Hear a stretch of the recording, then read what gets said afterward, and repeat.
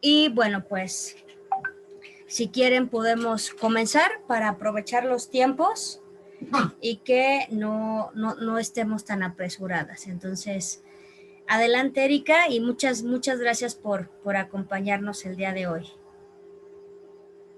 Hola, buenos días. Al contrario, ¿se escucha bien? ¿No se oye mucho eco? Muchas gracias por la invitación. Espero que pues todos podamos tener algún provecho de este curso. Yo únicamente vengo a compartir con ustedes un poquito de las experiencias que hemos tenido a lo largo del manejo y operación del sistema de justicia penal. En lo personal considero que la actuación del primer respondiente es fundamental para que un asunto que llega a proceso judicial pues tenga éxito por completo. Entonces, con mucho gusto, las dudas en las que yo les pueda ayudar, pues aquí estoy a la orden, y las que no, pues se las hago más amplias y las buscamos a ver quién nos las contesta.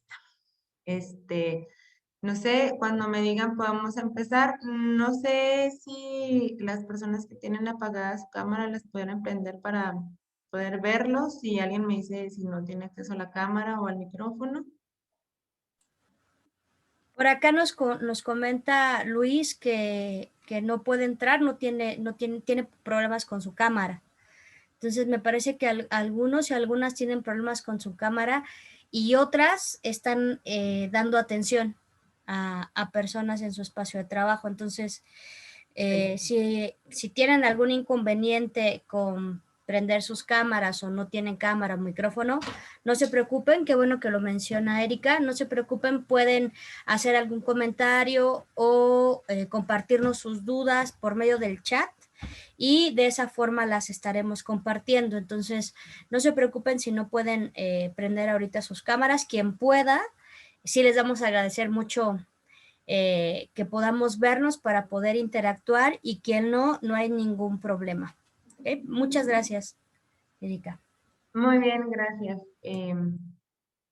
Nada más.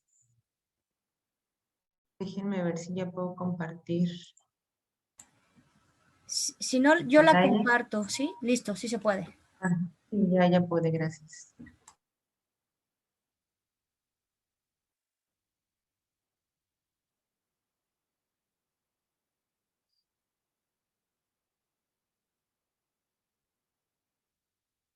Bien, pues el tema que me toca compartir con ustedes es el análisis de riesgo de las víctimas e ejecución de medidas o órdenes de protección y plan de seguridad. Tengo entendido que las personas que son activas en este curso son agentes policiales, ¿verdad? ¿Sí es correcto?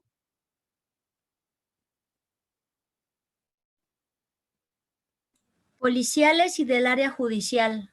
El día de hoy estamos juntas las dos áreas. Ok, y su área es policía preventiva y del área judicial es su área de trabajo. Hay diferentes. Bueno. Si quieren compartir. Alguien que me comente, por favor.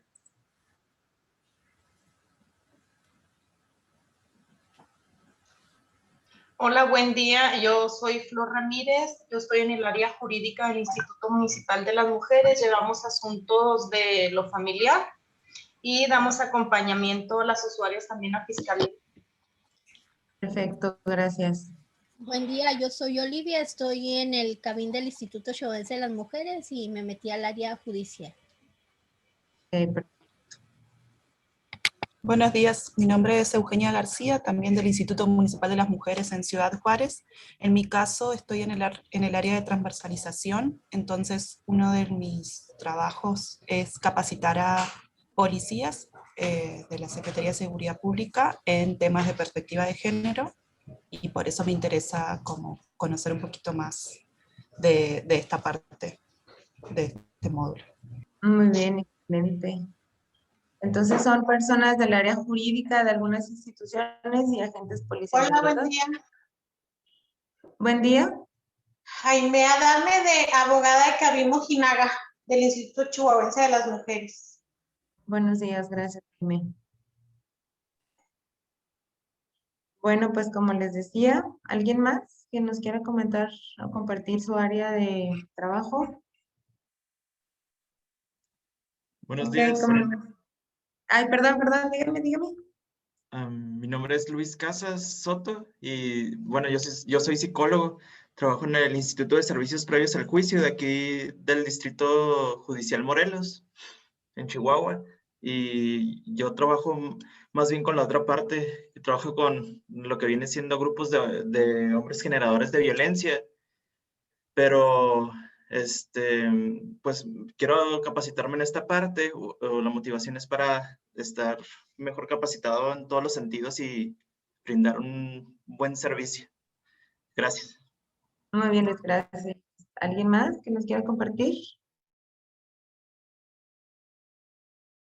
Ok, si no hay alguien más que quiera compartirnos. Bueno, como les comentaba, únicamente pues vengo aquí a compartirles la experiencia y el conocimiento que hemos tenido sobre estos temas. Si alguien tiene alguna pregunta, con mucho gusto, podemos dejarlas al final, o si quieren hacerlo durante la presentación, no hay ningún problema. Nada más me lo hacen saber porque luego hablo como la taravilla. Dicen los compañeros que me da vómito cerebral porque tengo que soltar todo si no se me olvida. Entonces ahí me interrumpen tantito si necesitan que precise algo. Si voy muy rápido, también por favor me lo hacen saber. Toda la información que está, no sé si les pusieron de los organizadores del curso, ¿les dieron copia del manual? ¿Sí? ¿Todos tienen copia del manual? Ok. Para que no se preocupen por estar haciendo anotaciones de la presentación y todo, este tema está desarrollado dentro de las páginas de la 103 a la 131 del manual, y todo el contenido de las diapositivas está dentro del manual. Entonces, para que no estén ahí con la premura de querer hacer anotaciones o algo, todo lo pueden revisar dentro de su manual. Básicamente es un apoyo pues para ir teniendo una guía de lo que vamos a platicar. En esta ocasión, como les comentaba, pues a mí me toca hablar de lo que es, permítanme un segundo nada más, déjenme acomodar aquí la pantalla.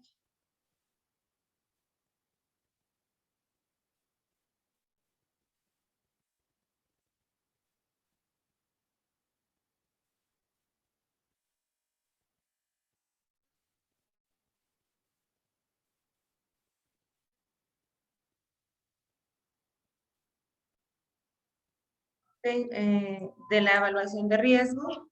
¿Qué evaluación de riesgo? Bueno, pues es un conjunto de procedimientos que ayudan a la toma de decisiones de los profesionales en su intervención, en las que se trata de buscar un pronóstico futuro respecto a la violencia de género.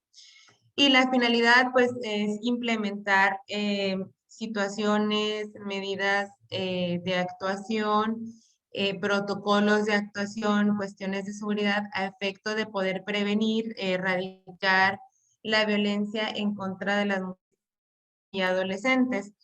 Esta herramienta nos permite identificar el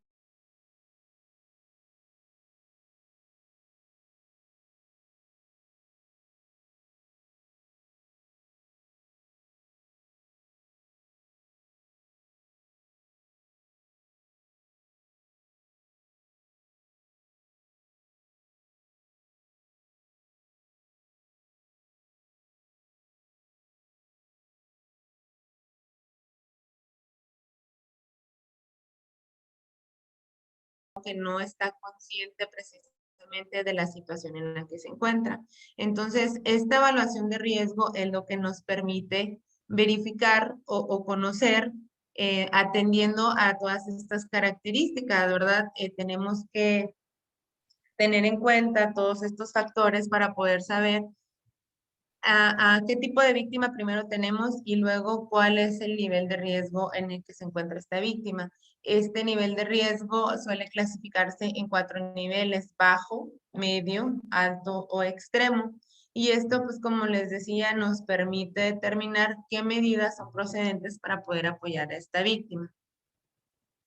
Desde luego que esta valoración de riesgo pues no predice de manera certera lo que es la violencia, ¿verdad? La violencia puede ir escalando de acuerdo al tiempo que se tenga ejerciendo la violencia con la víctima o los factores que ya les comentaba. Lo que nos permite esta valoración de riesgo es prever una situación futura para evitar un delito mayor. En ocasiones, yo he comentado personalmente con muchas víctimas que no se trata incluso de que su agresor las quiera privar de la vida, ¿no? Porque de ser así, pues en cualquier momento lo hacen. Sin embargo, un mal golpe, una situación de empujones, una caída mal, pues les puede provocar la muerte, ¿no? Entonces, de eso se trata la evaluación de riesgo para verificar cómo es que se ejerce esta violencia sobre las víctimas, porque hay mucho tipo de violencia, ¿no? Puede ser física, yo creo que esto ya tienen el antecedente, puede ser psicológica, patrimonial, económica, todas estas naturalmente graves. Sin embargo, en la física pues se puede ejercer de muchas maneras. Hay personas que tienen por su trabajo acceso a armas o a otro tipo de cuestiones que en un momento determinado pues la violencia puede ser mucho mayor y poner desde luego en riesgo la, la integridad física de la víctima, incluso de las personas que viven ahí. Pueden ser hijos, otros familiares de las víctimas. La valoración de riesgo de violencia contra las mujeres busca predecir y estimar la probabilidad de reincidencia de la violencia a partir de la presencia de factores de riesgo pasados, presentes o futuros. Como les decía, no es determinista, sino probabilística. Tratamos de hacer como un tipo de escala y decir, bueno, esta víctima tiene esta historia de violencia con este agresor. Incluso hay víctimas que tienen historia de violencia con diversos agresores, porque, bueno, nunca han atendido este tema emocionalmente y se repiten patrones. Entonces, una víctima puede dejar a lo mejor una persona que es violenta, pero puede tener nuevamente una relación violenta precisamente porque no está atendiendo esta área emocional que le permita conocerse a sí misma como víctima, reconocerse más bien como víctima de violencia familiar. En esta valoración, a diferencia de otro tipo de valoraciones que se practican dentro del proceso penal o dentro de todo el camino desde la denuncia para una víctima, en razón de esta violencia de riesgo, no se busca únicamente determinar una afectación emocional psicológica de la víctima, sino determinar el riesgo de su integridad física y lo que puede suceder de acuerdo al tipo de violencia que padece la víctima.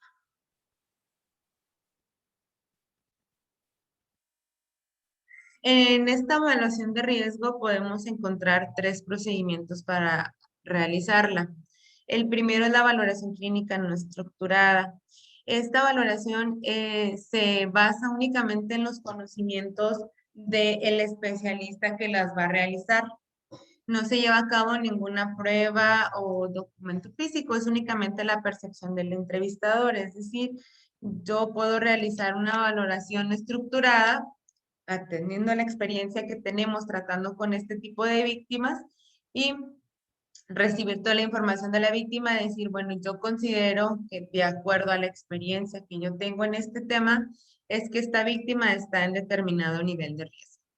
Esta no es muy recomendada, no quiere decir que no sea buena, pero pues como todo, ¿no? Las personas siempre tenemos una percepción diferente de las cosas. Lo que para una persona puede ser de riesgo, para la otra a lo mejor no es tanto. Entonces, esto puede influir a la hora de obtener un resultado en este tipo de valoraciones.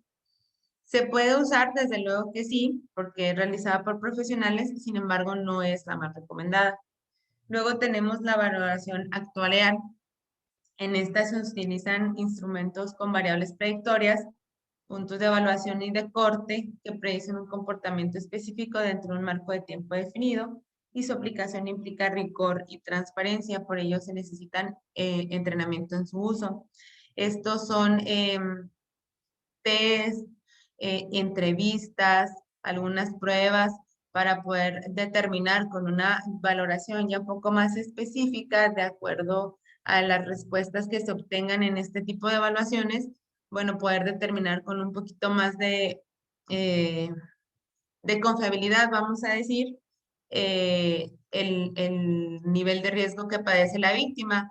¿Por qué digo un poquito más de confiabilidad? Bueno, porque aquí son criterios que ya están estandarizados, son ítems o puntuaciones que ya están marcadas, entonces eso ya nos va a decir, bueno, si tienes una puntuación de tal a tal, va a ser determinado riesgo y ya no influye tanto la percepción personal que se tenga respecto de la víctima, sino que ya tenemos algo más estructurado, algo más elaborado para poder hacer una valoración de riesgo y poder determinar esta situación sin que sea únicamente nuestra percepción. Sin embargo, como ya les comenté hace unos momentos, pues esto no es certero, ¿no? Hay un margen de error, desde luego. Sin embargo, pues se trata de apegarse lo más que se pueda de acuerdo a la situación de cada víctima. Tenemos otro tipo de evaluación de riesgo que es el juicio clínico estructurado. Esta es como una combinación de las dos anteriores. En esta es precisamente para borrar o quitar esa brecha que existe entre la valoración no estructurada y la valoración actuarial.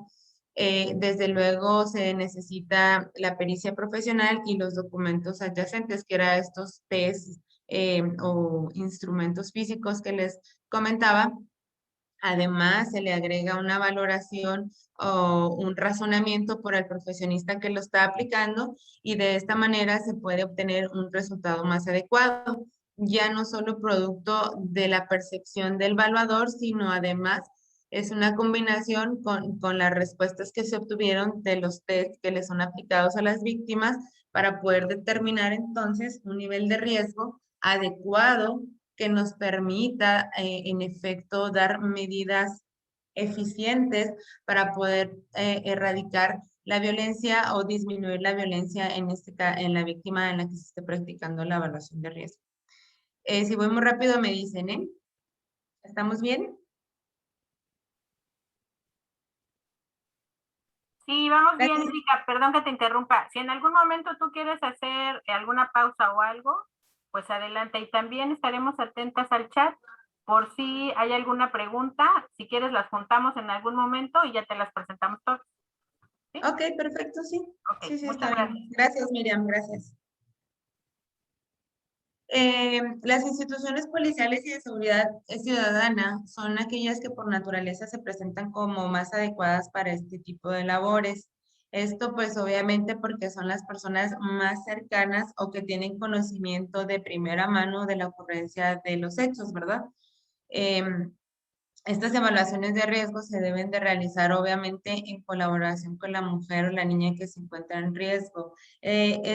Para mí en lo personal considero que las víctimas de violencia familiar o que este delito no es un delito muy complejo, sin embargo socialmente lo es porque no se puede a menos de que se tenga una preparación en perspectiva de género, es muy complicado no meter las cuestiones personales en cuanto a este tipo de víctimas, ¿no? Todavía en estos tiempos escuchamos gente, incluso servidores públicos, que dicen, bueno, pues es que esta víctima habla cada semana porque le gustan los golpes, ¿no? No le gustan los golpes, es una problemática que se tiene que tratar desde un punto de vista psicológico para que puedan las víctimas verse a sí mismas y reconocerse como víctimas, ¿verdad? Entonces es muy importante que se tenga la colaboración de la mujer y la niña en riesgo, porque hay víctimas que no se reconocen como víctimas de violencia familiar, aun y cuando se encuentren expuestas a una situación de riesgo grave. Entonces, aquí como servidores públicos lo que tenemos que hacer es platicar con las víctimas, hablarles de otro tipo de experiencias y tratar de ver las cosas desde la perspectiva que ellas lo ven, ¿no? Decir, bueno, pues es que a lo mejor usted considera que no se encuentra en riesgo, pero en la experiencia le puedo decir que la violencia va escalando, que lo único que tratamos de prever es que usted no se encuentre en otra situación de esta naturaleza y cosas así para poder tener la colaboración, porque si no lo hacen de manera voluntaria, pues obviamente el resultado no va a ser el óptimo ni el adecuado. Las mujeres, adolescentes y niñas deben sentirse cómodas en confianza y entender la finalidad de la evaluación para que puedan compartir la información. Quien aplica la valoración debe actuar con ética y sensibilidad al intervenir desde una perspectiva interseccional y diferenciada. Es lo que les comentaba. tenemos que ver la violencia familiar desde una perspectiva de género. Yo supongo que ya trataron estos temas en los primeros módulos.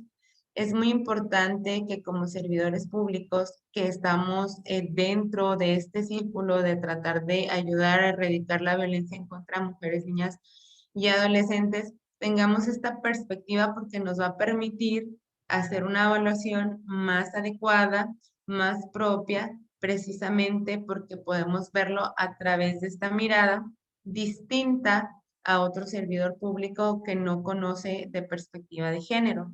Entonces, es precisamente lo que les decía. Si la víctima dice, no, es que aquí no pasó nada, a lo mejor ya en lo que llegó la policía o las personas que le van a prestar auxilio ya cambió de opinión.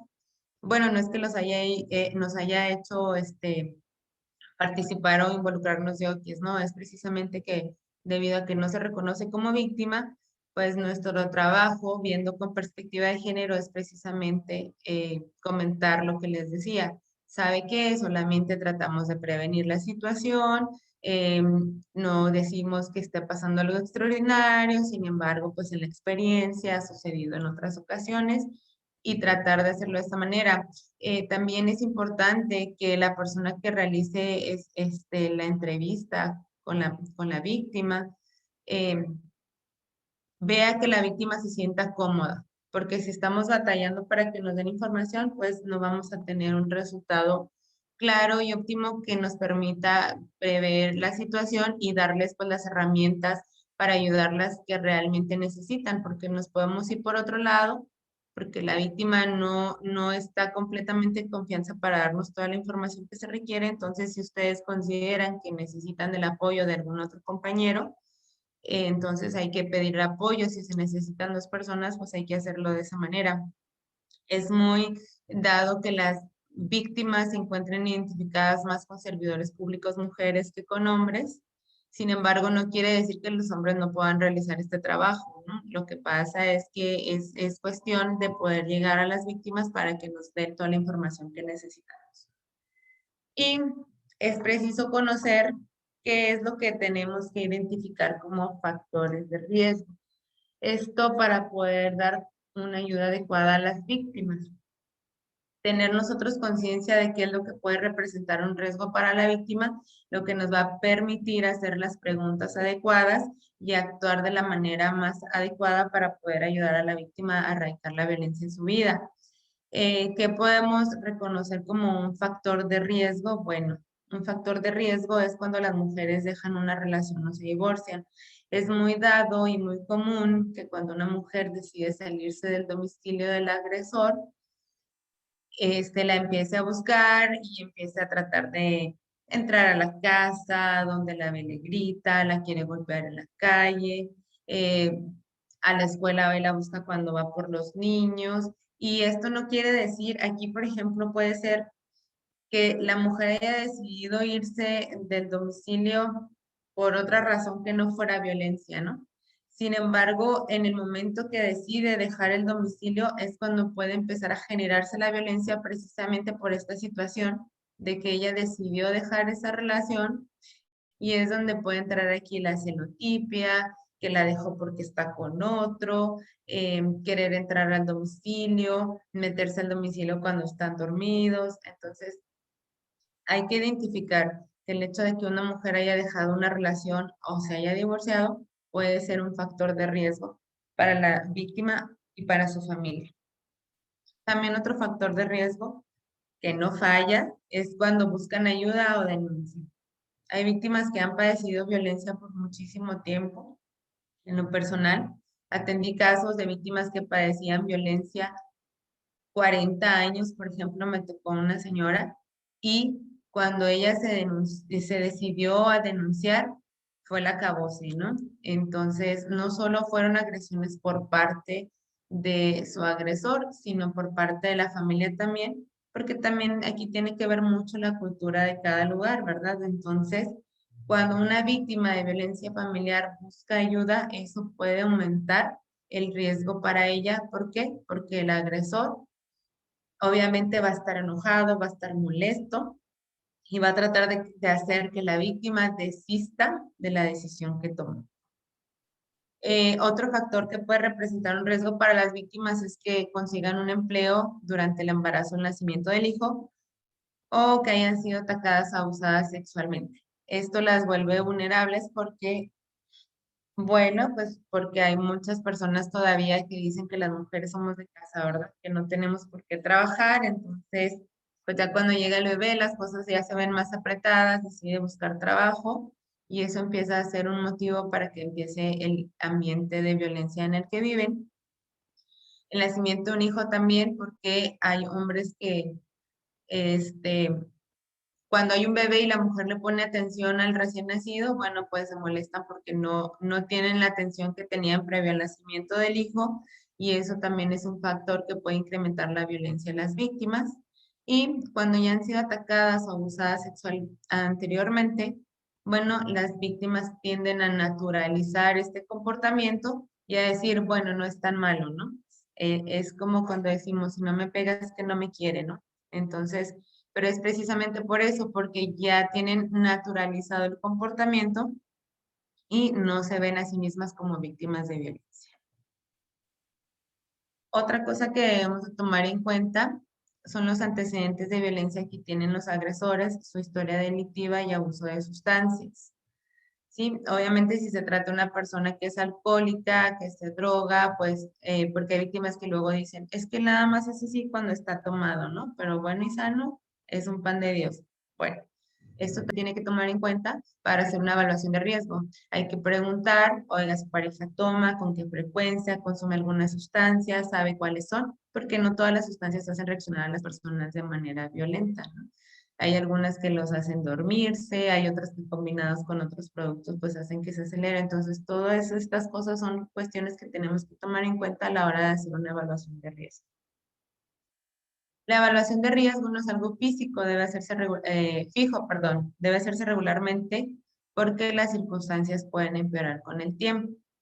Ahorita podemos hacer una evaluación de riesgo de una víctima y si la hacemos al paso, ni siquiera necesitamos tanto tiempo, si la hacemos al paso de unos 6 meses, nos vamos a dar cuenta que probablemente si nos había salido con un nivel bajo de riesgo, ya incrementó la violencia porque puede ir escalando, entonces las medidas que necesita esa víctima de protección ya no son las que habíamos decidido tomar, sino son unas medidas nuevas porque el riesgo en el que se encuentra ha incrementado debido a que desafortunadamente pues las agresiones no cesaron con las medidas que se tomaron, sino por el contrario. Para la medición de riesgos se deben tener en cuenta 2 reglas fundamentales. No minimizar la percepción de la víctima, aunque quien la evalúe observe un riesgo menor. Y segundo, la víctima puede minimizar la letalidad de la violencia y encontrarse en un riesgo mayor. Es lo que justo les comentaba, ¿no? Hay víctimas que no se reconocen a sí mismas como víctimas, incluso que llegan a decir, no, es que yo lo hice enojar, no, es que yo hice la sopa como no le gustaba. No, es que se enojó porque yo no le dije a los niños que recogieran los juguetes y venía muy cansado del trabajo. Entonces, hay víctimas que minimizan la situación y es cuando se encuentran en un riesgo mayor porque no están plenamente conscientes de la situación en la que se encuentran.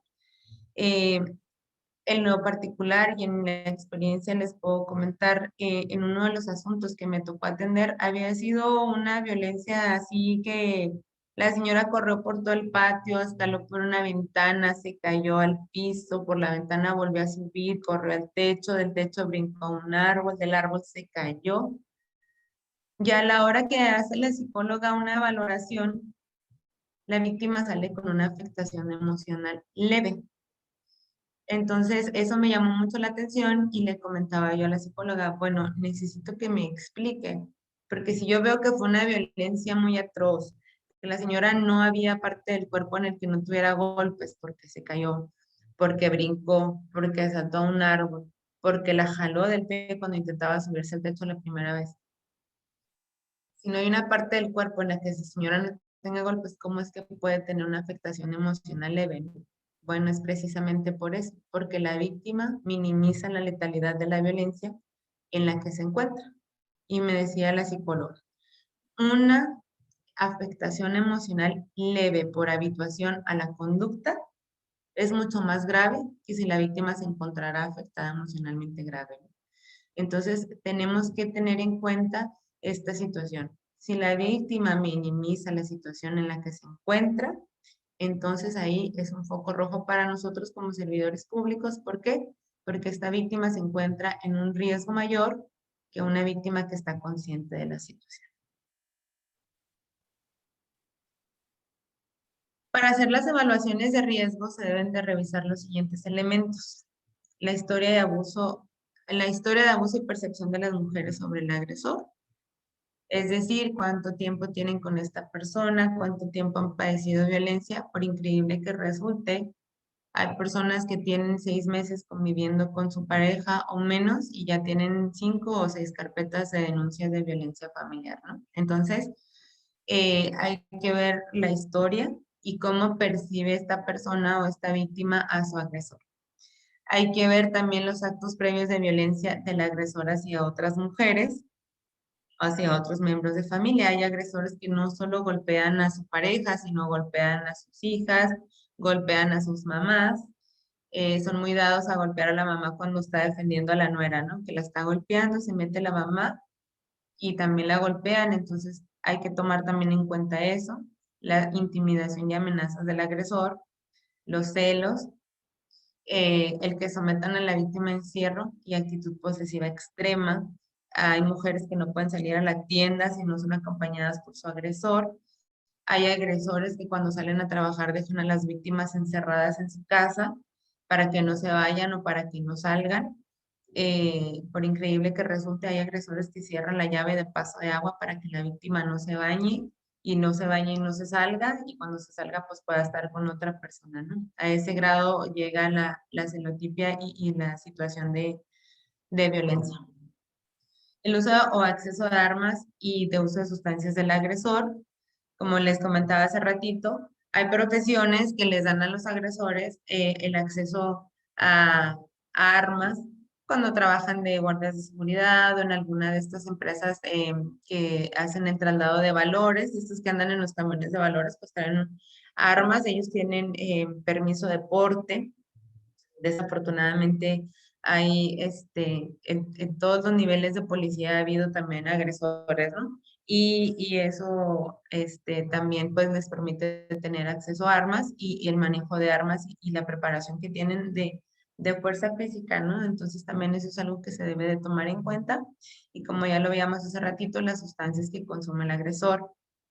También debemos de tomar en cuenta la custodia de las hijas e hijos, si es que los hay en una relación, y la evaluación del riesgo del maltrato a hijas e hijos y amenazas de llevarlo. Es muy común que digan, pues si no sigues, si te vas tú y a mis hijos me los dejas, ¿no? O ya decidió la mujer salirse del domicilio, se va con algún familiar y ahí es donde va el agresor, la busca y bueno, me voy a llevar a mis hijas, me voy a llevar a mis hijos, tú quédate si quieres.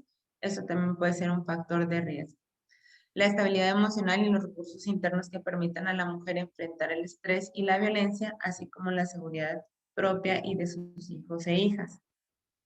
Estas son pues herramientas personales, ¿no? Cómo me visualizo, cómo veo yo la violencia, qué creo yo que se puede hacer. Esto es muy importante porque hay víctimas que afortunadamente tienen muchas herramientas personales que les permiten estar conscientes de la situación en la que se encuentran y les permite pues estar en un nivel menor de riesgo en su integridad. La evaluación de los recursos familiares y amistades que sean un plan de apoyo de emergencias sin críticas o juicios. Esto es muy importante también. Las redes de apoyo que tiene la víctima. Hay víctimas que no son originarias de aquí o del lugar en el que se encuentran y no tienen redes de apoyo, ¿no? Entonces, esto es muy importante tomar en cuenta porque aunque la violencia que se ejerza en esa víctima no sea en un grado mayor, ¿verdad? El hecho de no tener redes de apoyo incrementa el nivel de riesgo de la víctima. ¿Por qué? Porque si esta violencia de un momento a otro escala, aunque sea en una sola ocasión, la víctima va a tener que permanecer en el lugar en el que se encuentra y ponerla en un riesgo mayor debido a que no tiene familia que la apoye. O bien, sí tiene familia en el lugar donde es originaria, pero pues no la quieren ayudar porque dicen, no, son pleitos de pareja, son pleitos de casados, son pleitos de familia, yo no me meto.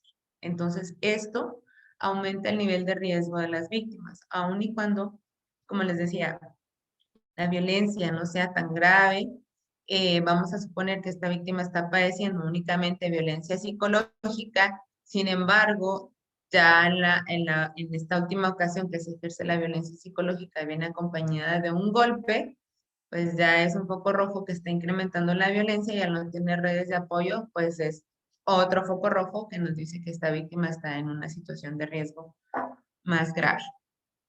La evaluación de los problemas concomitantes, por ejemplo, los miembros de la familia con algún tipo de discapacidad, problemas económicos o enfermedades crónicas que obstaculizan la toma de decisiones. Esto es mucho más común de lo que nosotros pensamos. Una víctima de violencia familiar a veces soporta y tolera años de violencia familiar porque tienen algún hijo con alguna discapacidad. Y bueno, quien tiene el servicio médico que se le proporciona a este hijo, pues es el agresor, ¿no? Es que mi pareja o mi esposo es el que trabaja. Yo necesito que estén revisando a mi hijo porque tiene algún padecimiento. Yo no puedo trabajar porque no lo puedo dejar solo, entonces yo me tengo que aguantar.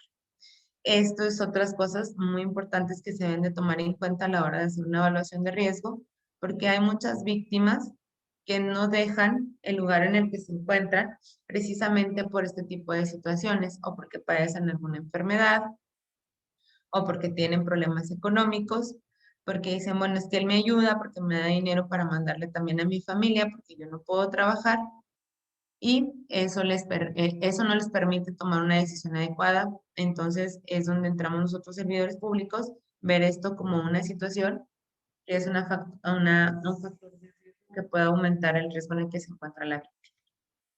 La evaluación de la peligrosidad del agresor, como les comentaba, desafortunadamente en todos los niveles ha habido, si fue o es policía o militar o tiene algún empleo en el que se tengan que involucrar armas, bueno, pues eso pone en un riesgo mayor a la víctima y a los miembros de su familia. Y el incumplimiento de órdenes de protección. Esto pues es cuando ya la víctima tomó la decisión de denunciar, de pedir ayuda, de presentarse una instancia de las diversas que hay para el apoyo de violencia contra las mujeres. Se toma una decisión por parte del órgano ministerial, se ponen las órdenes de protección y el incumplimiento de estas pues quiere decir que es un agresor que no basta con que se le haga una llamada de atención y que tenga conocimiento que la víctima ya está tomando cartas en el asunto, ¿no? Al contrario, esto puede incrementar la violencia en contra de la mujer. ¿Por qué? Porque ya una vez que se dan cuenta que fueron a pedir ayuda, bueno, pues hay mujeres que ponen un riesgo mayor. Por eso, todos estos factores son importantes que los tengamos en cuenta a la hora de emitir una evaluación de riesgo para poder tomar las medidas adecuadas para apoyar a esta víctima y que podamos tener éxito en el apoyo que le estamos dando a esta persona. Las instituciones policiales federales, estatales y locales en México, en la intervención de primer contacto con la víctima en los casos de violencia de género, deben de evaluar estos riesgos para las mujeres jóvenes, niñas, niños, de acuerdo a los procedimientos básicos del protocolo de actuación en materia de violencia de género. Esto no es más que decir que todas las personas que tengan un primer contacto con una víctima que está reportando violencia de género, bueno, pues todas estas personas tenemos que hacer este tipo de preguntas para poder dar una canalización adecuada a la víctima y poder proporcionarle la ayuda que necesita. Porque no siempre, desafortunadamente, podemos llegar al momento de que la violencia acaba de suceder o está sucediendo y detenerlos en flagrancia, ¿no?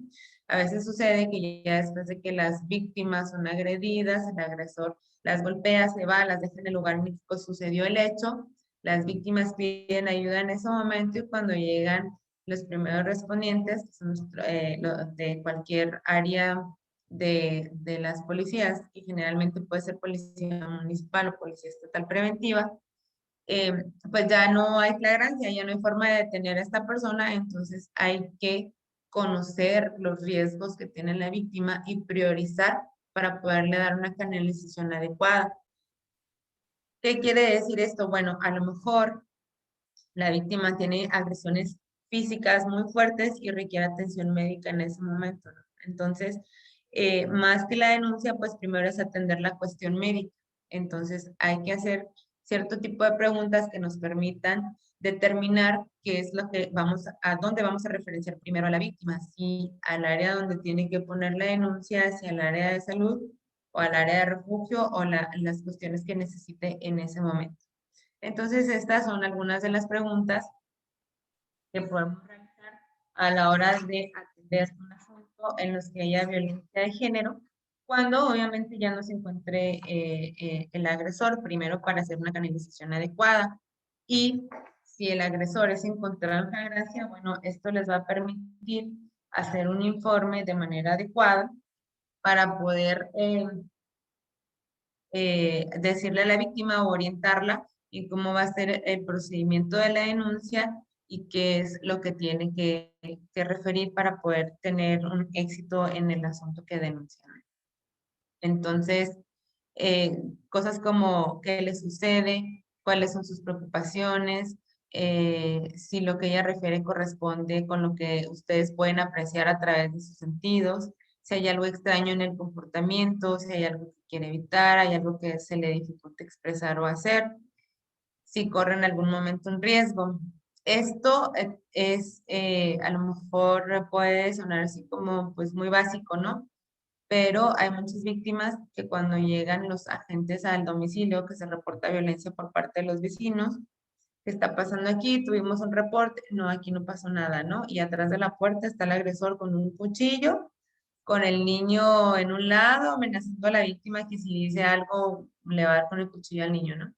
Entonces hay que ver, a estar atentos a todas las señales de las víctimas, verificar su lenguaje corporal para poder determinar qué es lo que necesita que le ayuden ustedes o que le ayudemos nosotros como servidores públicos, ¿no? Por eso debemos de tener en cuenta este tipo de preguntas y pues algunas más, ¿no? Estas son como por decir algún ejemplo.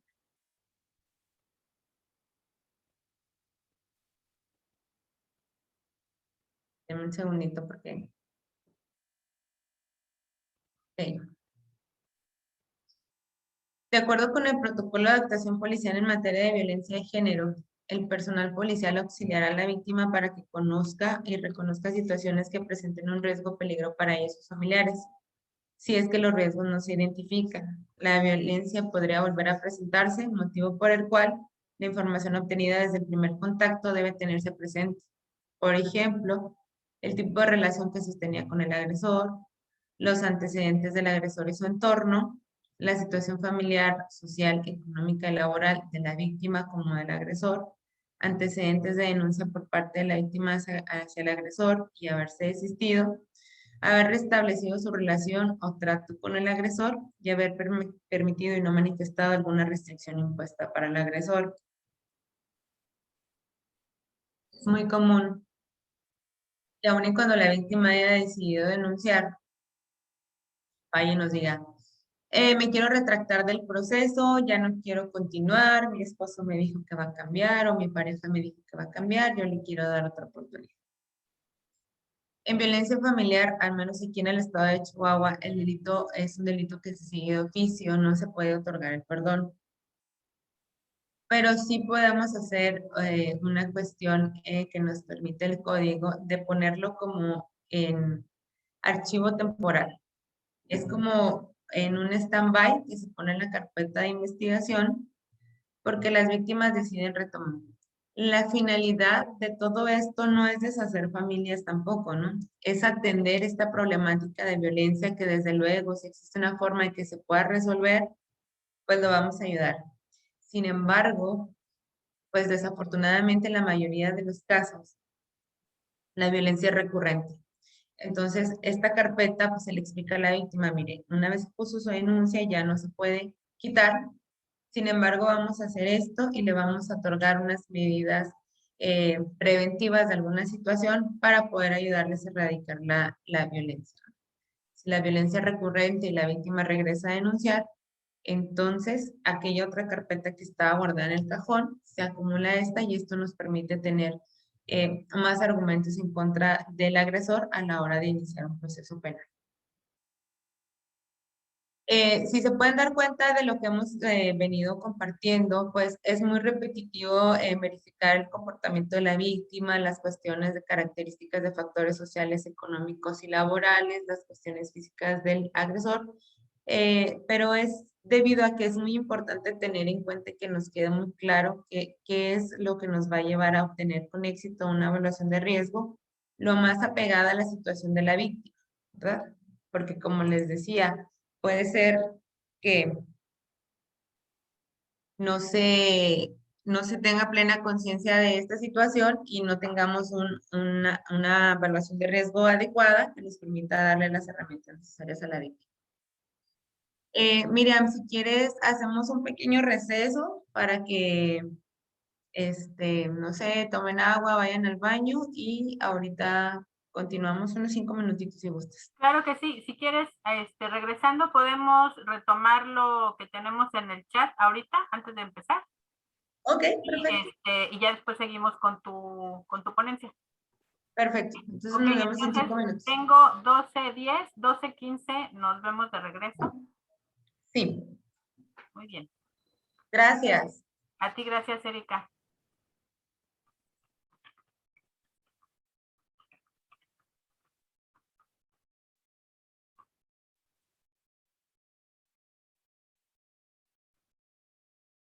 Pues, si gustan ir por agua o lo que requieran, nos vemos en unos minutitos de regreso.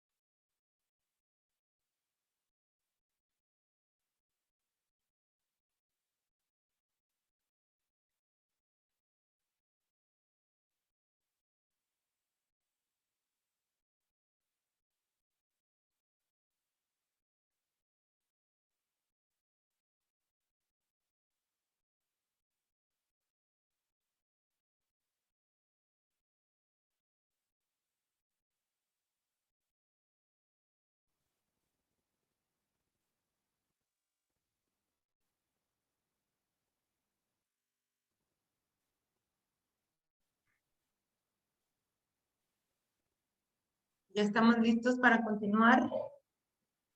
Pues nos queda un minutito. Si quieres, lo damos para quienes vayan a regresar ahora y arrancamos en punto de las 12:15.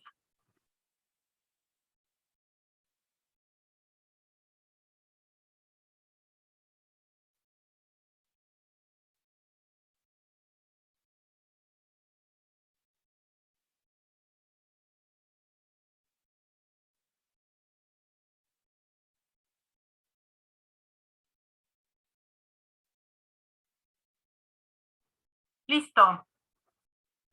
Pues bueno, podemos reiniciar con las preguntas que ya nos han puesto en el chat. Y Patricia Mendias pregunta, ¿puede influir en la víctima una conducta normal de agresión el haberlo vivido cuando ha sido víctima indirecta? Es decir, que venga de una familia con este tipo de violencia. Sí, desde luego que sí. Sí. Desafortunadamente, en la mayoría de los casos de violencia familiar son patrones de conducta aprendidos. Hemos tenido conocimiento de víctimas que han sido víctimas de violencia familiar desde la abuelita, la mamá, la bisabuela, y así vienen pasando de generación en generación, porque pues son todavía cuestiones de cultura, ¿no? Hay lugares en los que dicen todavía en estos tiempos respecto al rol que debe de jugar una mujer en la vida, en la vida cotidiana. Entonces, si vimos violencia de género cuando estuvimos en nuestra familia como hijas, por ejemplo, bueno, es muy también común que la víctima diga, bueno, pues es que así trataban a mi mamá, pues así me tratan a mí, este es el comportamiento normal, se naturaliza la conducta y es una víctima desde luego que se encuentra en un riesgo grave porque no se reconoce a sí misma como víctima. Entonces sí, es desde luego que puede influir el haber crecido dentro de un ambiente de violencia. Gracias, Erika. Tenemos otra pregunta de Héctor de Luna. ¿Qué tan frecuente se ponen en carpetas en archivo temporal? Esto último que nos comentabas antes de irnos al receso. Muy común, muy común. Mientras la víctima no atienda a las cuestiones emocionales y se reconozca a sí misma como víctima, va a ser muy común que vaya, denuncie y desista. Vaya, denuncie y desista, ¿no? Por muy increíble que parezca, es una situación que se da de una manera increíble. En cuestión de números, pues, no sé, ¿no? Puede ser en un año, si se recibieron, por ejemplo, 2,000 denuncias, pueden ser unas 600 víctimas que fueron a decir que no querían denunciar. Esas 600 carpetas se ponen en archivo temporal y pueden ser de esas 2,000, 150, 200 víctimas las que denuncian y el resto ni siquiera acuden a la fiscalía. Ok, gracias, Erika. Y yo tengo una. ¿Cómo se puede hacer para que la mujer que es víctima o sobreviviente de violencia no minimice el riesgo que tiene? Aquí, Miriam, como ya lo comentaba, lo más importante es que ella se reconozca como víctima. Mientras una víctima de violencia no se reconozca como tal, no va a ver el riesgo en el que se encuentra. ¿Por qué? Porque ella lo va a ver como algo natural en su vida cotidiana, ¿no? Si yo a las 3 de la tarde voy por las tortillas, eso es parte de mi rutina diaria, y luego a las 7 que llega mi marido del trabajo, que se echó unas cervezas, por ejemplo, yo sé que va a venir primero enojado, que a lo mejor no le va a gustar lo que va a comer y que a lo mejor me va a dar un golpe, pero es algo que se naturaliza. Y tienden a decir, no, es que él es muy buena persona, nada más que cuando toma es cuando se torna violento. O cuando se fuma un cigarro de marihuana es cuando se torna violento, pero él es muy buena gente. Entonces, esto es minimizar la situación en la que se encuentran. Y mientras ella no se reconozca como víctima, eso aumenta el riesgo de la víctima en su integridad física y la de su familia. No sé si contesté tu pregunta. Sí, y bueno, ya me surgió otra. ¿Ustedes desde el funcionariado público pueden hacer algo como para para que ella pueda mirar que efectivamente se encuentra en riesgo, o eso es el proceso pues que hay que seguir hasta que ella se observe así? Mira, lo primero que se hace cuando llega una víctima, nosotros detectamos que decimos que la víctima no quiere denunciar y ya tenemos, una ventaja que tenemos como fiscalía es que en el sistema que vamos registrando, nos va apareciendo, a la hora que tú capturas el dato y metes, por ejemplo, el nombre de la víctima o el agresor, te aparecen las carpetas en las que ya estuvo involucrado de alguna manera, sí como víctima, sí como imputado, alguna situación. Entonces, a la hora que tú estás generando el ingreso de esa persona como número nueva carpeta o esa denuncia, el sistema te vota. Entonces, nosotros podemos hacer una captura de esa pantalla, la agregamos al expediente y ahí podemos verificar que ha sido una víctima que ha padecido violencia en contra del mismo agresor. Si en esta ocasión, que al menos en lo personal me toca atender a esa víctima, yo le refiero, bueno, señora, es que esta es como la, no sé, tercera vez que usted viene y denuncia, ¿no? Es que no, mire, es que eso pasa cuando él toma, se pone así, pero cuando no esté tomado es muy buena persona, juega con mis hijos, me cuida, me saca a comer, vamos a pasear. Ok, tratamos de ponernos a nivel de la víctima y decirle, bueno, a lo mejor usted considera que en este momento no es grave, pero piense, si está tomado, la empuja, usted cae, se golpea la cabeza, pues le puede provocar un daño mayor, incluso la muerte, en el mejor de los casos. En el peor, pues se puede quedar a lo mejor en un estado en el que no pueda atender a sus hijos, en un estado en el que no pueda atender a su esposo. Mire, le invitamos a que tome esta terapia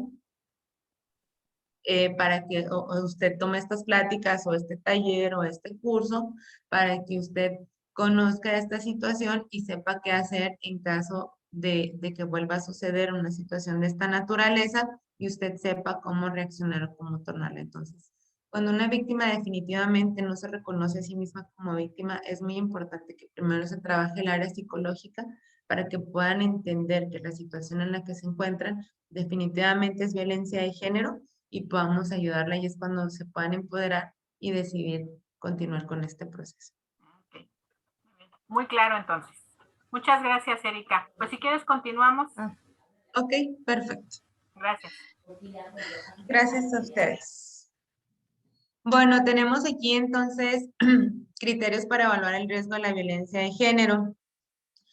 Lo dividimos en apartados.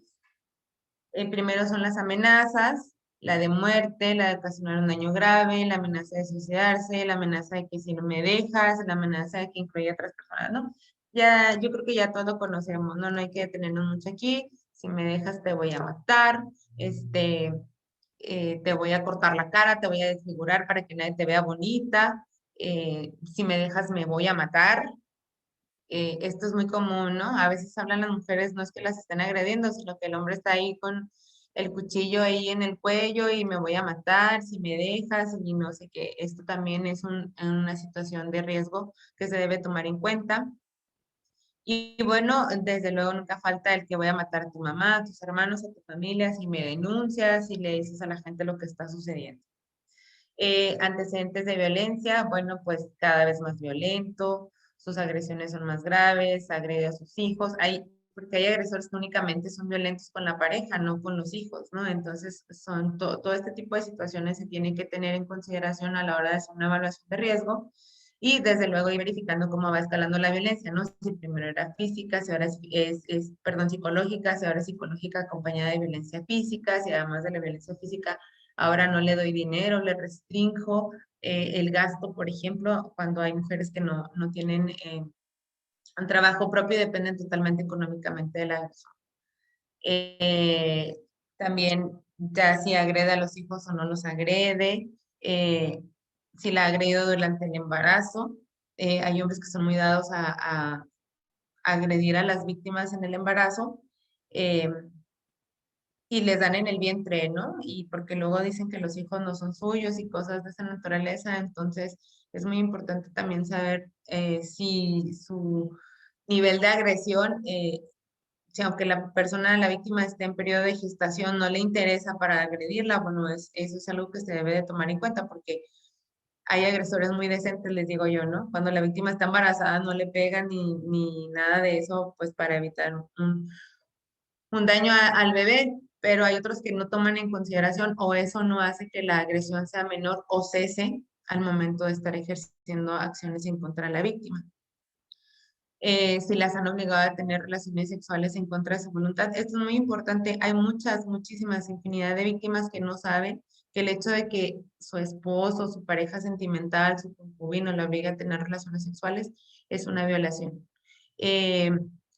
Hemos tenido víctimas y ya que se encuentran en proceso de que denunciaron la violencia familiar y se hacen este tipo de labores de intervención de otras áreas, trabajo social, psicología y todo, pues conforme va avanzando la víctima ya se reconoce como víctima y empieza a decir todas estas situaciones, ¿no?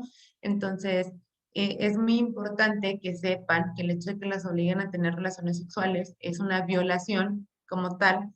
¿Por qué? Porque en el caso de violación entre parejas es un delito de querella, no es de oficio.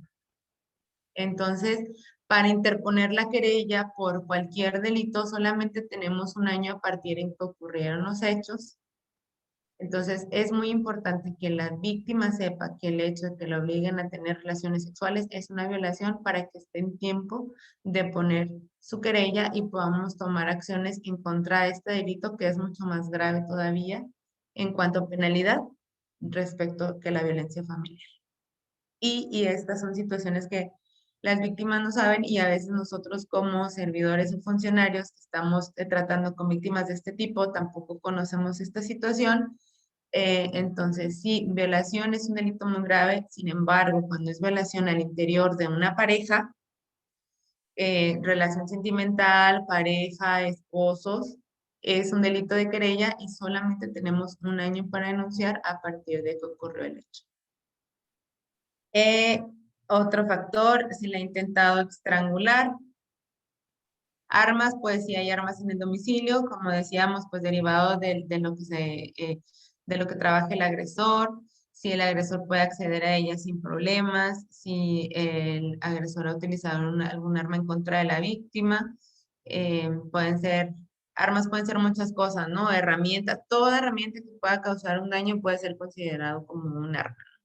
Un desarmador, una navaja, unas tijeras, toda herramienta que sirva para desarrollar un oficio o un trabajo y se utilice en contra de una persona para poder atentar en contra de la vida, se puede considerar un arma, ¿no? Un bat, un tubo, un palo, todo ese tipo de situaciones hay que considerarlos nosotros como armas. Nosotros tenemos que ver un poquito más allá de lo que ven las víctimas, porque si nosotros preguntamos directamente, oiga, ¿la ha agredido con algún arma?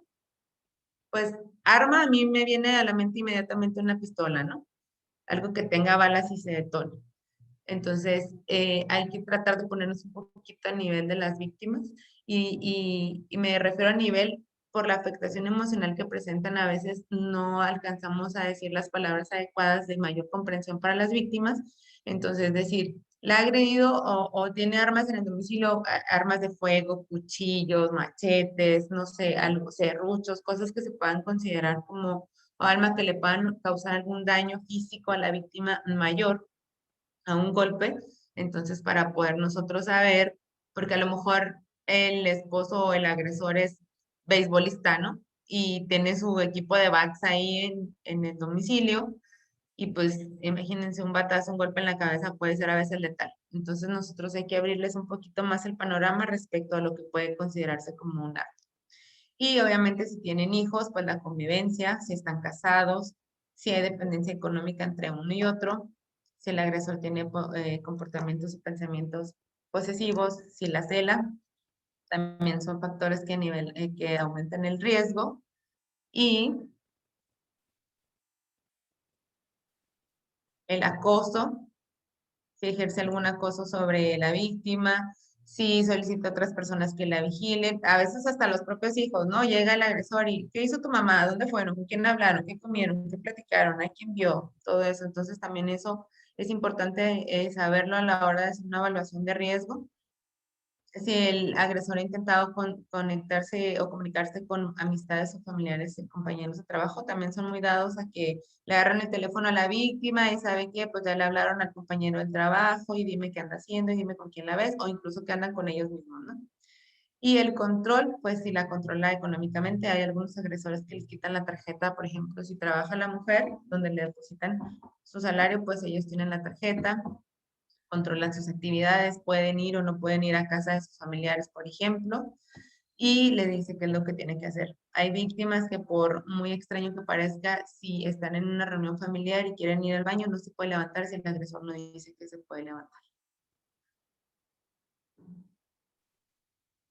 Y pues lo que ya venimos viendo, ¿no? Si consume drogas, si está intoxicado, con qué frecuencia, si actúa de forma violenta en todos lugares, nada más cuando están en el domicilio, porque también hay este tipo de agresores. Están con la familia, hay personas y parece que todo está bien. Llegan al domicilio, hacia el interior, ya todo se descompone, ¿no? Si tiene conductas depresivas, si tiene antecedentes de violencia en su infancia. Volvemos a la pregunta que hicieron en el chat. Influye tanto para la víctima como el agresor vivir en un ambiente de violencia. Para mí, víctimas, si vi que mi mamá, mi abuela, mis tías y todo el mundo han sido víctimas de violencia, pues yo no normalizo el comportamiento. Pero también el agresor, sí,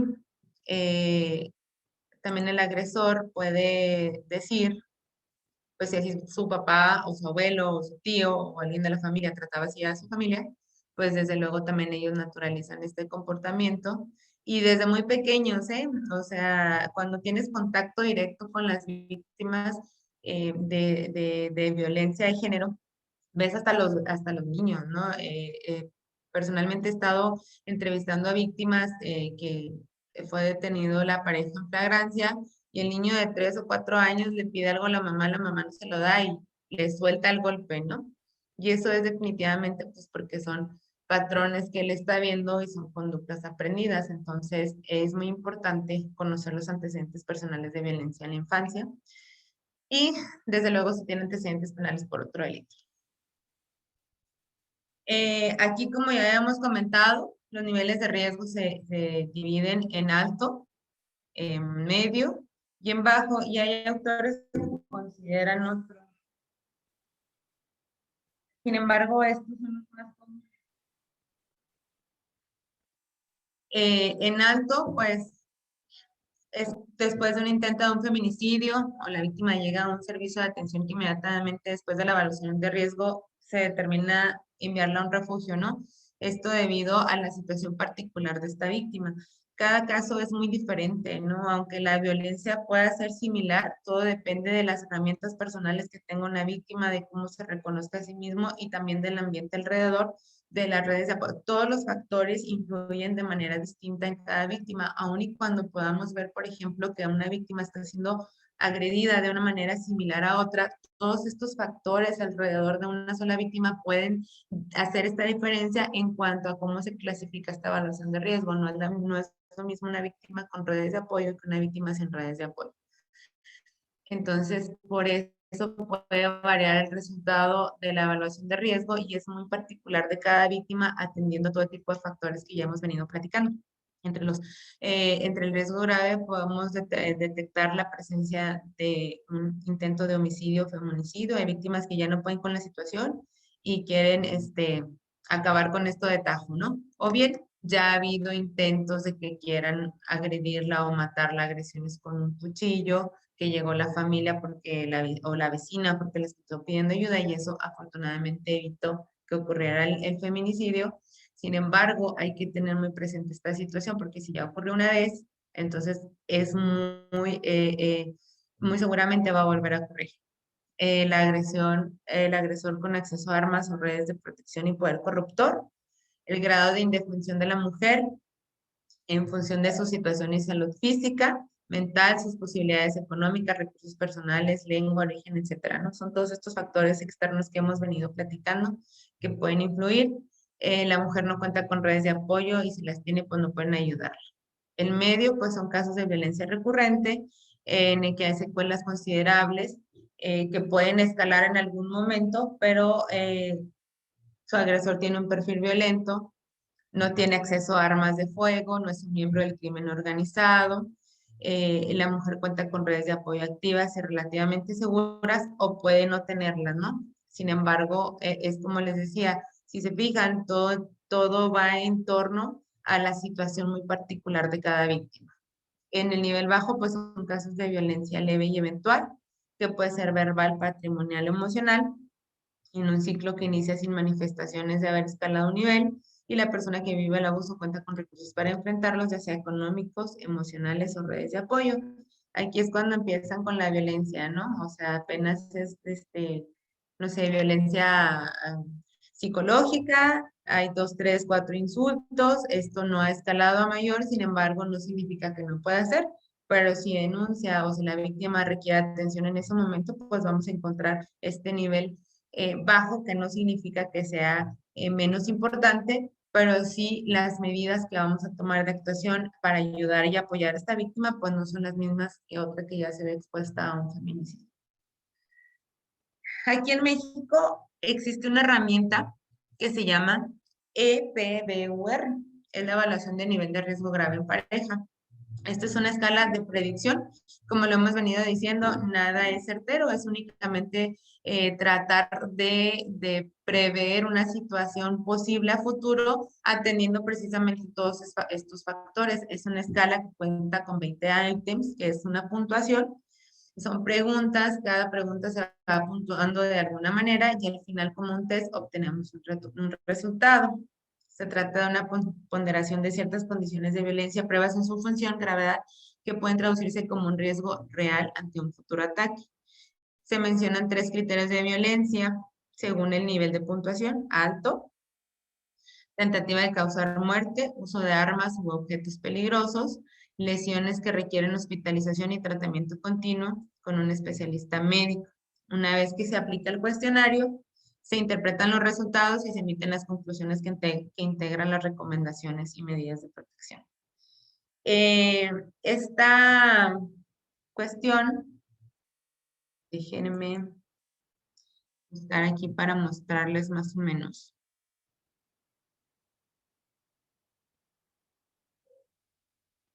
¿Sí se ve lo que tenemos en pantalla? Miriam. Sí, sí se ve. Ok. Como el cuestionario, ¿verdad? ¿Perdón? ¿Es como el cuestionario? Sí. Ajá, sí, sí. Okay. Este también viene dentro de nuestro manual, ¿ok? Nada más que lo que les quería mostrar aquí, así de manera muy rápida, es cómo lo incluimos en un peritaje de riesgo o una valoración de riesgo.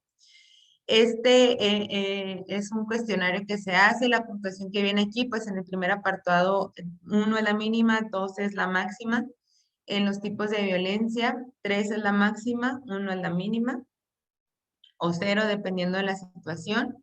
En el perfil del agresor, 1 la máxima, 2 la máxima, 1 la mínima, y vulnerabilidad de la víctima. Esto es un trabajo que presenté. Aquí nos da una puntuación, la misma herramienta o el mismo cuestionario nos dice aquí, por ejemplo, bajo si la puntuación nos sale de 0 a 8, moderado si la puntuación nos sale de 9 a 20 o alto si nos sale de 21 a 36. En este caso en particular, con la víctima que yo trabajé, pues estaba dentro de un nivel alto de riesgo.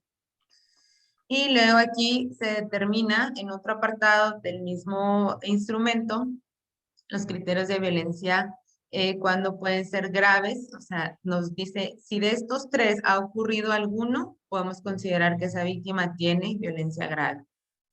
Si en la violencia psicológica, si de estos 4 ha ocurrido alguno, también padece violencia psicológica.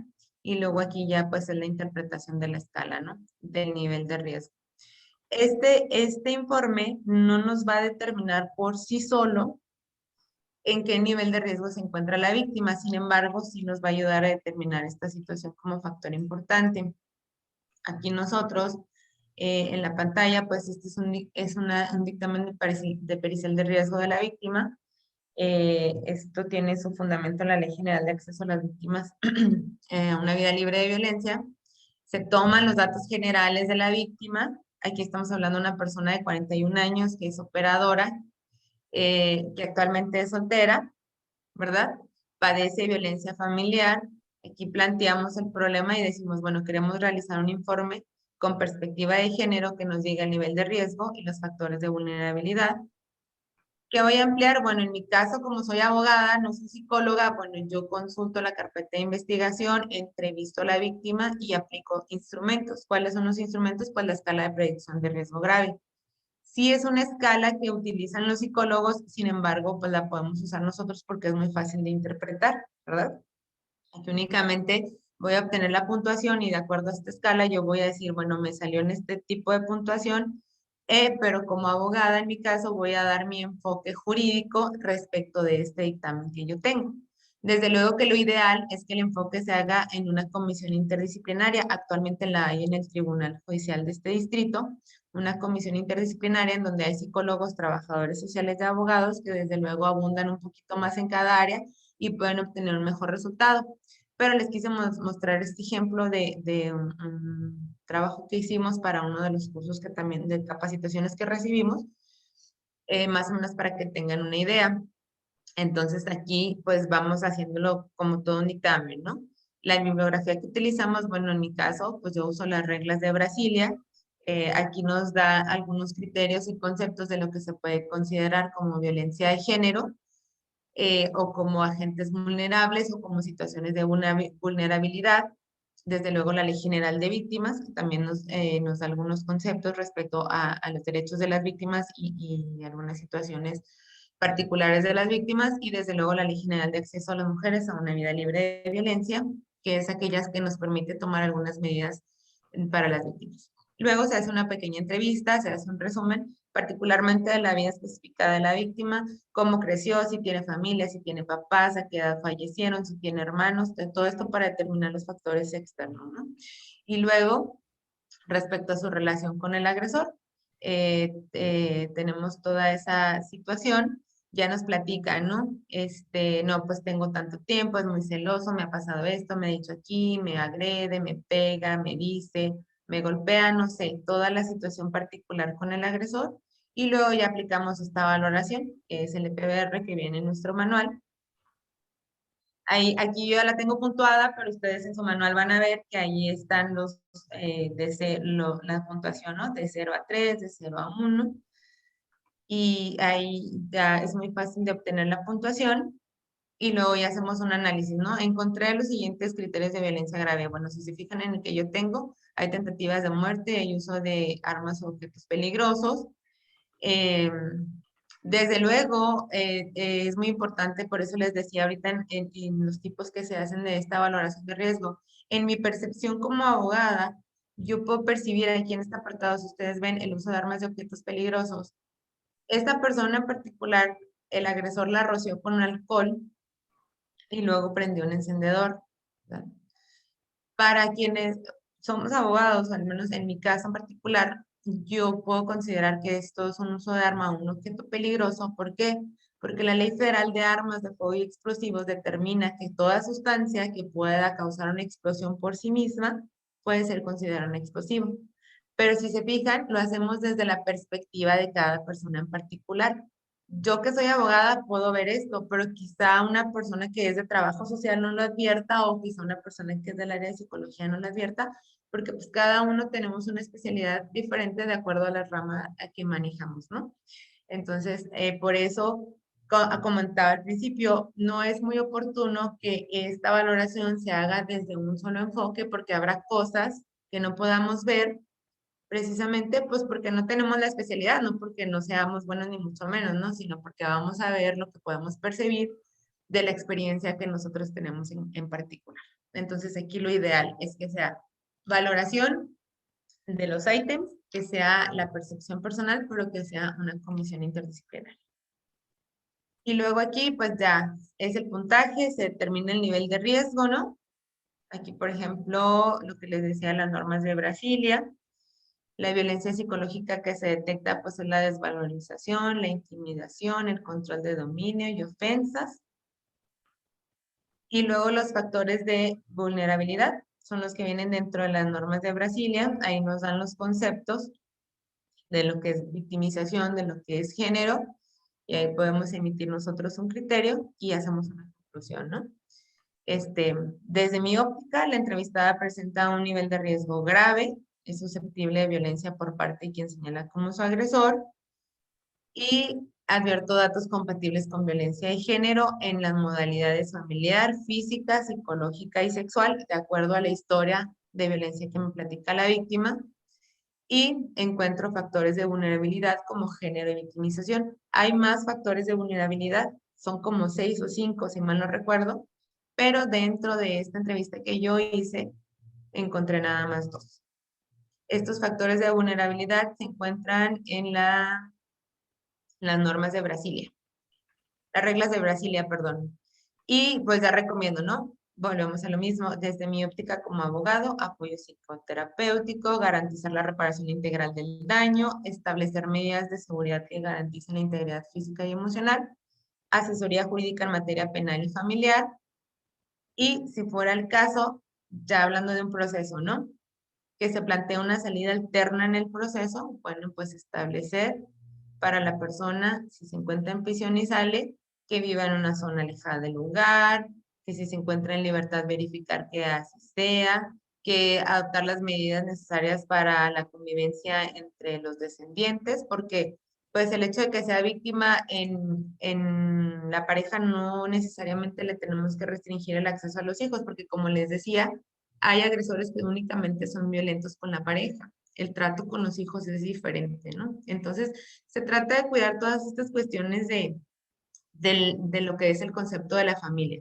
Cuando es imposible, pues bueno, ¿no? Ni cómo ayudarlos. Pero cuando se pueda mantener alejada la víctima y la convivencia se pueda permitir entre el agresor y los niños, bueno, verificar que esa posibilidad sea para no quitarles ese derecho a los niños de una convivencia sana con su familia, ¿no? Incorporar apoyo psicoterapéutico para hombres que ejercen violencia.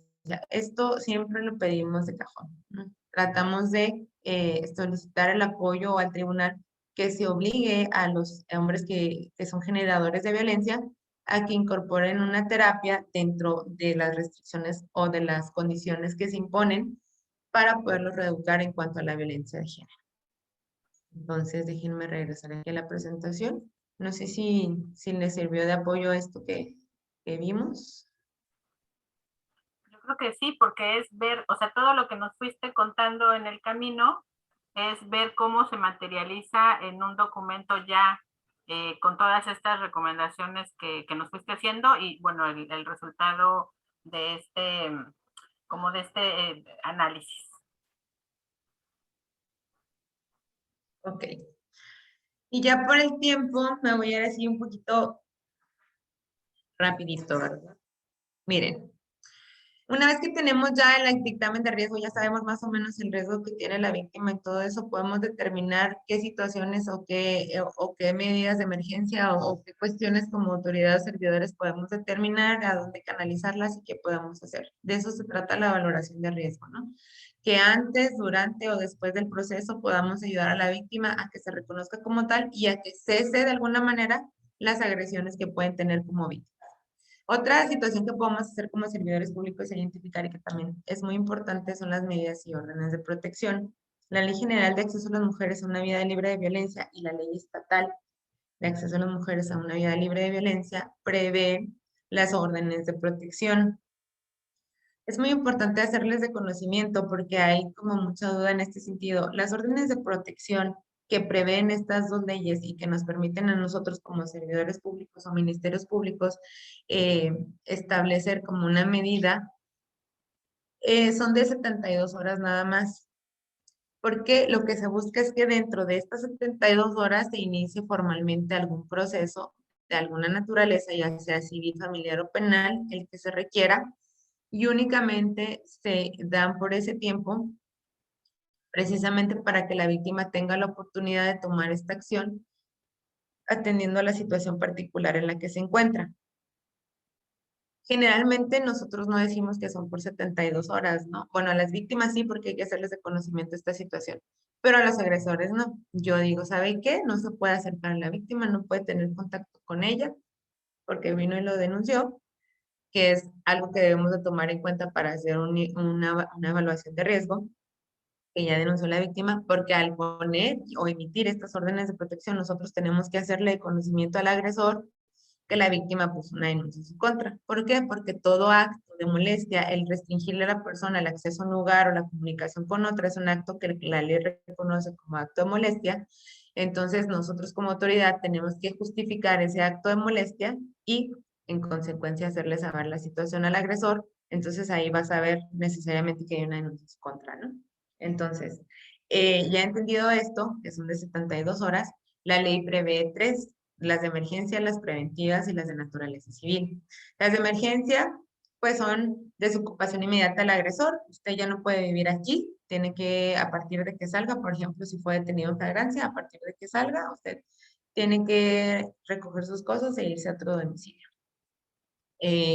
Generalmente nosotros decimos, bueno, díganos qué día va a ir para que la víctima se encuentre acompañada, para que no esté sola, para evitar un conflicto mayor, ¿no? Entonces ya le pedimos al agresor que nos diga cuándo va a ir a recoger sus pertenencias para que pueda, la víctima no esté en riesgo. Otra, la prohibición de acercarse al lugar de trabajo, al domicilio de la víctima donde estudie o de los familiares, por eso incluye ascendientes y descendientes o cualquier otro lugar que frecuente la víctima. Sabemos que si están en una plaza pública, ¿verdad? Y la víctima va caminando por un lado, y pues yo no le puedo prohibir que esté en la plaza pública, pero luego sí le puedo decir que no puede tener contacto o comunicación con la víctima. Entonces, pues es hacerle conocimiento de esa situación, decirle si usted la ve en un lugar público, pues mejor váyase por otro lado, ¿no? Para que se evite conflictos. Y la prohibición de intimidar o molestar a la víctima en su entorno social. Las otras son las preventivas. Cuando sabemos que o tenemos conocimiento que haya armas, bueno, pues vamos, si no está el agresor, y la víctima nos dice, ¿sabe qué? Pues ahí hay armas o algo, o ya se fue el agresor, ya salió porque le dijeron que saliera del domicilio, pero dejó aquí un arma, un cuchillo, algo, bueno, pues podemos prestar auxilio para que un grupo de agentes preventivos o del área donde estemos pueda ir a retirar las armas del domicilio. Se les puede dar asistencia en hacer un inventario de bienes muebles e inmuebles para aquello de las cuestiones civiles. Podemos darle acceso al domicilio. Si no le permiten entrar, por ejemplo, para que recoja sus cosas, bueno, los agentes la pueden acompañar hasta su domicilio y apoyarla a que saque sus pertenencias personales y las de sus hijos para evitar un riesgo mayor. Este incluye la entrega inmediata de objetos personales y documentos, el auxilio policial con favor de la víctima con autorización expresa al ingreso del domicilio donde se encuentra la víctima. Si bien es cierto, no podemos ingresar como autoridad a un domicilio en una orden judicial, sin embargo, el Código Nacional de Procedimientos Penales. ¿Sí me escucho, Miriam? Porque me está saliendo aquí una señal del internet. Sí, sí te escuchas bien. Ok, el artículo 290 del Código Nacional de Procedimientos Penales nos permite el acceso justificado de ingreso a un lugar sin orden de cateo. Es decir, si en el momento que ustedes llegan está la agresión y está la situación, de manera preventiva ustedes van a verificar o ver la posibilidad de que alguna persona que vive en el domicilio les permite el ingreso. Hay víctimas que desde adentro gritan, pasen por favor, ayúdenme y todo, ¿no? Ustedes pueden actuar, ¿por qué? Porque hay un riesgo inminente. Lo único que yo les recomiendo es que así lo plasmen en su informe para aquellos quienes son agentes policiales, que con el permiso y la autorización de la persona que vivía en ese domicilio, en este caso la víctima, entraron al domicilio para poder prestarle este auxilio. Sí, sí tenemos que tratar de evitar actos de abuso de autoridad, pero sí hay forma de justificar el que entremos a un domicilio en alguna orden. Y luego las órdenes de protección o naturaleza civil. Estas se tramitan ante los juzgados civiles y familiares, porque esto tiene que ver con cuestiones de la casa, de patrimonio y de todo ese tipo de situaciones. Y ya son, estas sí las tiene que emitir un juez, ¿no? A diferencia de las que emitimos nosotros, que son las preventivas o las de emergencia, pues estas sí tienen alguna consecuencia o alguna sanción porque son emitidas por una autoridad judicial que tiene más poder de coerción que nosotros los ministerios públicos porque somos investigadores. Si se incumplen con estas medidas de protección que nosotros impongamos, bueno, entonces ahí es donde tenemos que hablar con la víctima, decirle, ¿sabe qué? Usted no quiso denunciar porque no lo quiere afectar, pusimos estas órdenes de protección para que no se acercara, pero ya vimos que no entiende, entonces hay que subir y seguir con el proceso porque entonces la violencia no va a cesar y usted se encuentra en un riesgo mayor, ¿no? Y hay otras órdenes que se pueden poner Estas vienen dentro del Código Nacional de Procedimientos Penales. Y aquí se las digo rapidito. Estas están previstas. ¿Sí se ve lo que estoy poniendo? Sí, ¿Ya ¿se se ve? puede hacer un poquito más grande? Sí, permíteme un segundo.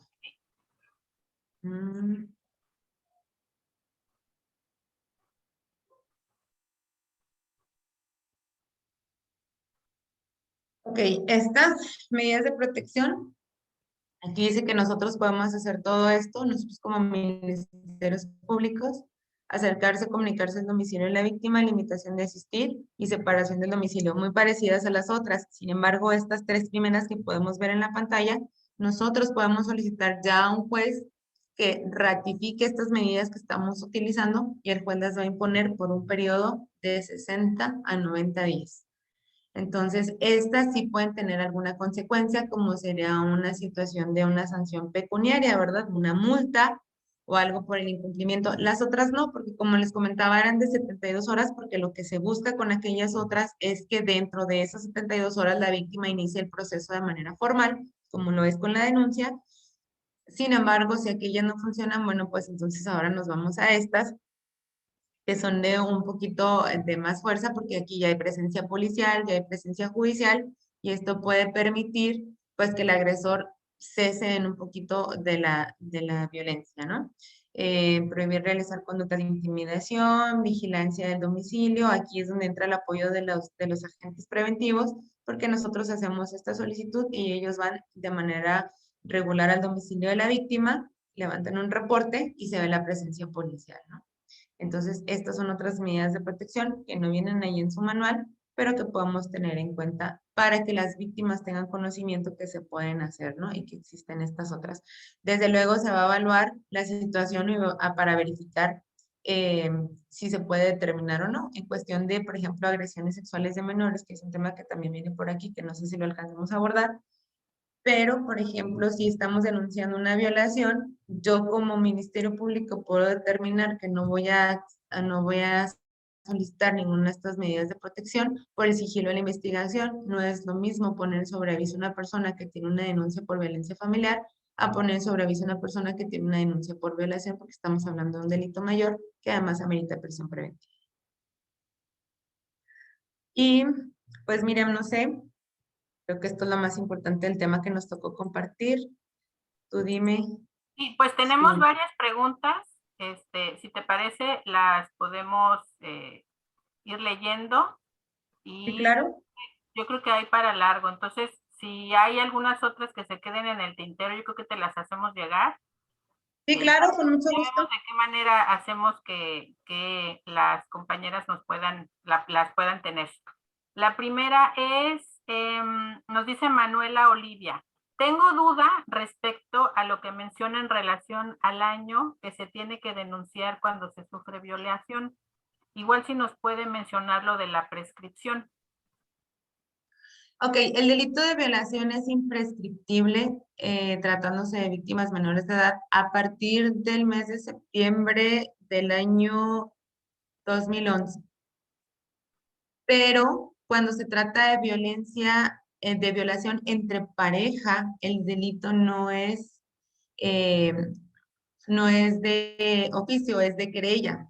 Y todos los delitos que son de querella, dice la ley que tenemos un año para interponer la querella a partir de la fecha en que ocurrieron los hechos. No tiene nada que ver la prescripción con la caducidad. La caducidad es el tiempo que tiene usted para poner su querella y la prescripción es el tiempo que tenemos nosotros investigadores para poder entrar al estudio o la investigación de un delito.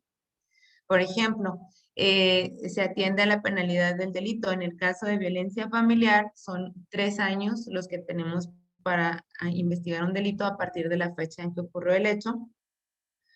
Sin embargo, este es un delito de oficio, lo puede denunciar en cualquier momento. Dentro de esos 3 años, si los hechos ocurrieron dentro de esos 3 años a que ocurrieron, nosotros todavía podemos ayudarle con el delito. Si no, pues la ley ya no nos permite, ¿no? No es aunque nosotros no queramos. Y de la violación, actualmente, en el caso de parejas, son son como 14 años como mínimo para que prescriba el delito, pero si es violencia de pareja, la querella se tiene que poner dentro del año siguiente al que ocurrieron los hechos. Si no, ahí nos gana la caducidad y aunque no esté prescrito el delito, pues su derecho a querellarse ya caduca. Ok. No sé si con eso contesté la pregunta. Yo creo que sí, pero si no, ahorita que Manuela nos diga si hace falta ahondar. Mientras te leo la pregunta que nos hace Flor Ramírez. Dice, cuando el esposo o concubino le toma fotos o videos cuando tienen relaciones sexuales, ¿en cuánto tiempo prescribe para hacer la denuncia? Este delito es el delito de sexting. Este delito prescribe en 3 años. Ningún delito puede prescribir en menos de 3 años. La penalidad del delito de sexting es muy pequeña y si atendemos a la media aritmética es menos de 2 años, me parece. La media aritmética es que sumamos la pena mínima más la pena máxima, lo dividimos entre 2 y eso nos va a dar la vida o la prescripción del delito. Sin embargo, la ley prevé que en ningún caso algún delito puede prescribir en menos de 3 años. Entonces, esta es una situación del delito de sexting. Son 3 años para poder entrar al estudio del delito. Sin embargo, recuerden que el sexting no se reconoció como delito hasta el año 2019, 2018, no estoy segura, pero si los hechos ocurrieron dentro de la fecha en que ya se reconoció como delito, ahí se los digo exactamente, entonces podemos entrar al estudio. Si estos videos datan de una fecha anterior a la que este delito se haya reconocido como tal, desafortunadamente pues no podemos entrar a la investigación o al estudio de esos delitos. Ok.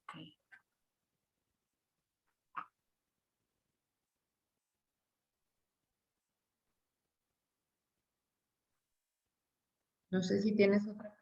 Sí, tengo, es que pensé que nos ibas a dar un dato, por eso me quedé en silencio. No, pero... tú échale y aquí yo les busco. Ok, te leo la siguiente de Héctor de Luna.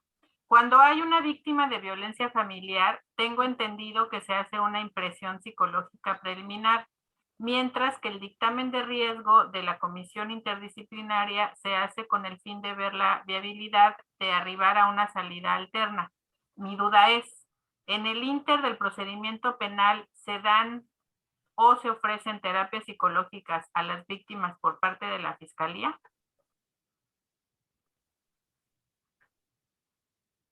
Desde un inicio, incluso desde el momento que pone su denuncia y pasa, el trámite es el siguiente, llega, pone su denuncia y luego cuando pone su denuncia se manda inmediatamente al médico y a psicología y luego la psicóloga pues obviamente determina que la persona requiere de terapia psicológica y es cuando se le sugiere esta canalización a la víctima. Digo se le sugiere porque como víctima no la podemos obligar a que tome la terapia psicológica. Hay muchas víctimas que, como les comento, no se reconocen como tal o dicen, no, bueno, pues es que yo creo que no la necesito, ¿no? Y nosotros le sugerimos el tratamiento, la canalizamos y sí nos ha tocado que la comisión ejecutiva nos dice, bueno, nos comunicamos, estuvimos hablando y esta persona no respondió para las terapias. Entonces, desde el primer contacto que tiene la fiscalía con la víctima, se le hace saber esta situación de que necesita acudir a terapia psicológica y desde ese momento se le pueden dar las terapias. Incluso ha sucedido que durante el proceso se empoderan y olvídense, ya no hay quien las pare, ¿no? Entonces ya cuando llegamos al proceso ya está perfectamente reconocida como víctima a la hora que tenga que declarar, o sea, ya se reconoce como tal, se ve como tal y eso se nota, ¿no? Entonces, en cualquier momento, desde un inicio, se pueden dar en cualquier momento, pero desde un inicio se le sugiere a la víctima que acuda al tratamiento psicológico. Ok, gracias, Erika. Nos dice Héctor también que está muy interesante el tema. Sí, bastante. Y nos sobraron temas y nos faltaron horas para seguir platicando. Tenemos 2 más. Nada más para hacerles ahí referencia, Miriam, en cuanto a lo del sexting, este delito se reconoció en el 2017. Ok. Entonces tendría que ser a partir de ese año, ¿verdad? Como nos explicabas. A partir de ese año, 3 de mayo de 2017, todo lo que sea a partir de esa fecha, podemos que esté dentro del, por ejemplo, 2017. Ya ahorita, ya del 2017 al 2020, ya no, a menos de que se fuera a caducar en los meses próximos, ¿no? Estamos en mayo, que fuera de junio a diciembre, porque ya del 2017 al 2020 fueron 3 años, si fueron del 2020, del 2000, perdón, 18 y están estos años, se puede entrar al estudio, ¿no? Sería cuestión de revisar la fecha. Ok. Sí, Nos dice Maricel, bueno, por favor, ¿podría explicar el contenido del artículo 290 del Código Nacional de Procedimientos Penales? Sí, déjenme lo hago. Permítanme. Gracias.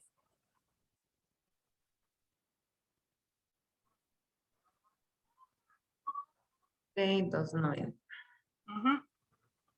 Ingreso de una autoridad a un lugar sin autorización judicial. ¿Está justificado? Si lo ven, o lo hago un poquito más grande. Un poquito más grande, por favor. Ok. Estará justificado el ingreso a un lugar cerrado sin orden judicial cuando sea necesario para repeler una agresión real, actual o inminente y sin derecho. Ok.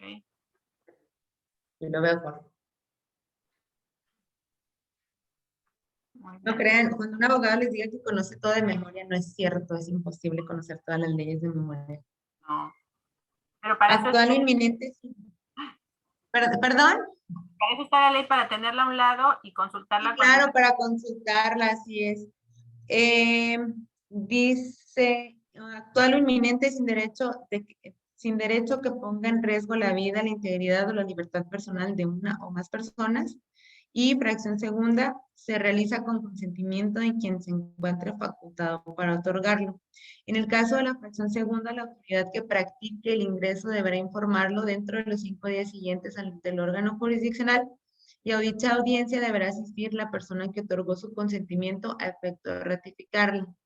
Los motivos que determinaron la inspección sin orden judicial constatarán detalladamente en el acta que al efecto se levante. Puede ser que cuando hubo un evento de violencia al interior del domicilio y el agresor se encontraba afuera, la víctima se encontraba afuera, pero dice la víctima, adentro está con el cuchillo que me acaba de dar, ¿no? Y es una evidencia importante que tenemos que recabar para poder tener elementos de prueba en nuestra investigación. Entonces, usted puede entrar al domicilio y hacer constar esta situación.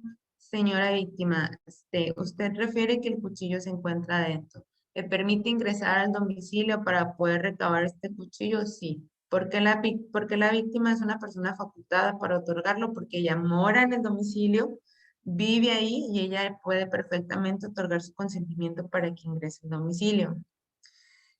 Como ya les decía, es importante hacer constar esta situación en el parte informativo, y si pueden anexar una narración escrita por el agente que realice este hallazgo, que eso lo hacen en su acta de aseguramiento, ¿verdad? Narrar cómo es que encontraron el documento, ¿para qué? Para cumplir con este requisito de hacer de conocimiento de la autoridad judicial. Los operadores del sistema, en el caso de los ministerios públicos, cuando sucede una situación similar, se le hace saber al juez esta situación. ¿Para qué? Para que no vaya a haber alguna sanción en contra de los agentes por haber realizado esta situación, o bien cuando se encuentra la agresión, hablan los vecinos a la policía, llegan al domicilio, se encuentra todavía el agresor y la víctima dentro del domicilio, usted grita, policía, podemos ingresar. Si la víctima grita, pásele adelante, ustedes ingresan al domicilio, está justificado porque hay un riesgo inminente, está en riesgo la vida de la víctima, y hacen constar también esta situación.